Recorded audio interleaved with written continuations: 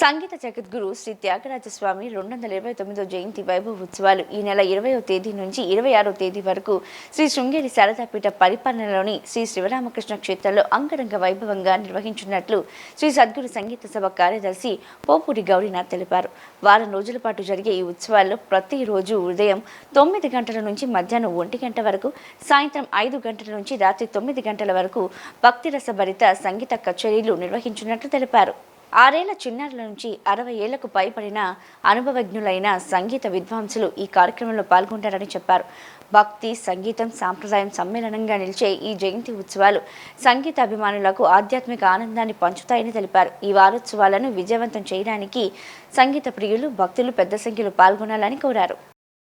విజయవాడ గాంధీనగర్ శృంగేరి పీఠ పరిపాలిత శ్రీ శివరామకృష్ణ క్షేత్రంలో కొలువైనటువంటి సంగీత జగద్గురు శ్రీ త్యాగరాజస్వామి వారి యొక్క 259వ జయంతి వైభవోత్సవాలు ఈ నెల 20వ తారీఖు అంటే రేపు సోమవారం 20 నుంచి 26 దాకా మళ్ళీ ఆదివారం దాకా వారం రోజుల పాటు జరగబోతున్నాయి.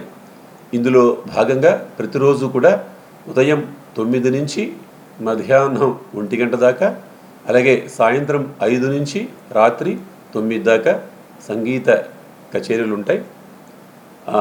ఈ కార్యక్రమాల్లో 6 ఏళ్ల చిన్నారుల నుంచి 60 ఏళ్ళు పైబడినటువంటి ప్రౌఢ విద్వాంసుల దాకా అందరూ పాల్గొంటున్నారు.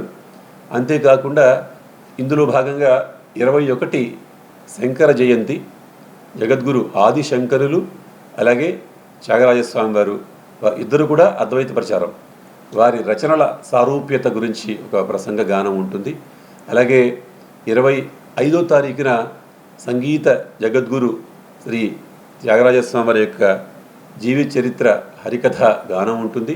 అలాగే చివరి రోజున 26 ఆదివారం ఉదయం 10:30 గంటలకి స్వామివారి యొక్క ఘన రాగ పంచరత్న కృతుల మహాబృందగానం ఉంటుంది. అనంతరం 11:30 గంటలకి స్వామివారి యొక్క కీర్తనలకి కూచిపూడి నృత్యం ఉంటుంది. అలాగే ఆ రోజు సాయంత్రం స్వామివారికి మల్లెపూల ఉయ్యల్లో పట్టుపాను మీద పౌళింపు సేవ కూడా ఉంటుంది. ఈ వారం రోజుల కార్యక్రమాలకి అందరికీ కూడా సాదర స్వాగతం పలుకుతూ ప్రతిరోజు కూడా రాత్రి 9 గంటలకి అందరికీ ప్రసాద వినియోగం కూడా ఉంటుంది. అందరికీ కూడా ఈ కార్యక్రమాలకి మళ్ళా స్వాగతం పలుకుతూ నమస్కారం, ధన్యవాదాలు.